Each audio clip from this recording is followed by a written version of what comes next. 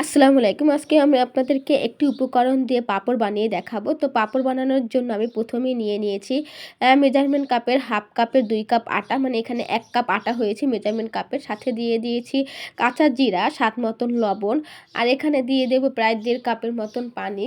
অল্প, অল্প পানি দিয়ে তারপর আটার মিশ্রণটা করতে হবে। এই মিশ্রণটা যদি পাতলা না করি তাহলে কিন্তু পাঁপড়টা ভালো হবে না। সেইজন্য কিন্তু এই মিশ্রণটা পাতলা করে করতে হবে। আর ভিতরে জানি কোনো আটার দলা না থাকে সেটাও দেখে নিবেন। আমি আটা দিয়ে করেছি। আপনারা চাইলে ময়দা দিয়েও করতে পারেন। তো এখানে আমি ভালোভাবে কিন্তু আটার মিশ্রণটা করে নিয়েছি। এখন আমি একটা ছেনিতে তেল ব্রাশ করে নেব। আমি যে পাঁপড়টা বানাবো সেই পাঁপড়টা কিন্তু এই ছেনিতে রাখবো। কারণ তেল ব্রাশ করে নিলে যখন এটা রৌদ্র দিয়ে শুকানো হয়ে যাবে খুব ইজিলি ভাবে উঠে যাবে।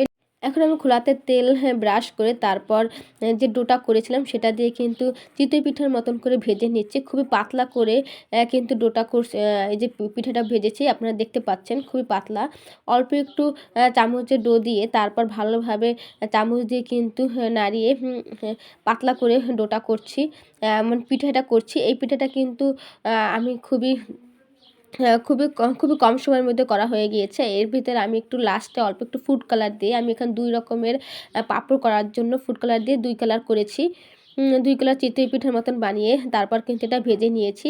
পাঁপড়ের জন্য কিন্তু ডোটা কিন্তু আরও একবার বলছি, ডোটা কিন্তু পাতলা করে করতে হবে। আর নয়তো কিন্তু পাঁপড়টা ভালোভাবে ফুলবে না। আমি এর আগে একবার আপনাদেরকে দেখিয়েছি, সেটা কিন্তু আমার ভালো পারফেক্টলি ভাবে হয়নি। কিন্তু এবার মাশাআল্লাহ দিলে অনেক ভালোভাবে পারফেক্টলি ভাবে হয়েছে। এখন কিন্তু আমি এই যে পাঁপড় বানিয়েছিলাম সেগুলো কিন্তু রোদ্রে শুকিয়েছি।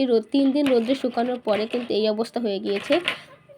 আপনারা কিন্তু এরকমভাবে রোদে শুকিয়ে নেবেন। চাইলে আপনারা এরকম একটা জারে বা বাটার ভিতর ভালোভাবে আটকিয়ে রেখে দিতে পারেন, যখন খাবেন তখন ভেজে নেবেন। আমি সেরকমভাবেই করেছি।